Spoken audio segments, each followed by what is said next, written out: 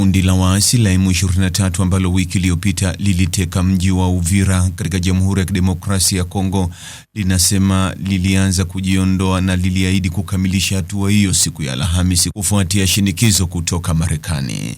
Kundi la M23 liliteka mji huo wa kimkakati karibu na mpaka wa Burundi siku chache baada ya makubaliano ya amani yaliyoelezwa kuwa ya kihistoria na kupatanishwa na Marekani kati ya serikali za Kongo na Rwanda, yakilenga kumaliza mgogoro wa muda mrefu mashariki mwa Jamhuri ya Kidemokrasia ya Kongo. Hata hivyo, serikali ya Jamhuri ya Kidemokrasia ya Kongo inasema taarifa za kujiondoa kwa waasi ni mbinu ya kupotosha na kwamba zinahitaji kuthibitishwa.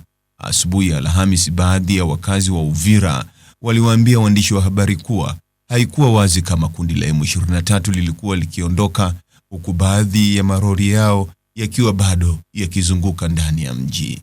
Kutekwa kwa Uvira kulisababisha kulaaniwa na Marekani pamoja na onyo la vikwazo dhidi ya Rwanda. Marekani inaishutumu Rwanda kwa kuwaunga mkono waasi hao, madai ambayo Rwanda inakanusha.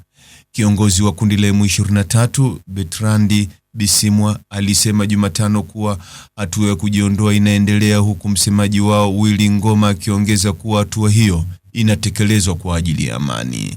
Katika ujumbe uliochapishwa kwenye mtandao wa X, Bisimwa aliwahimiza wapatanishi na washirika wa kimataifa kuhakikisha kuwa mji huo unalindwa dhidi ya kisasi, vurugu na kurejeshwa kwa wanajeshi.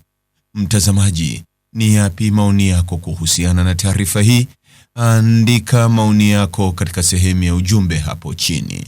Like na subscribe pia ili uwe wa kwanza kupata habari wa chungu tele.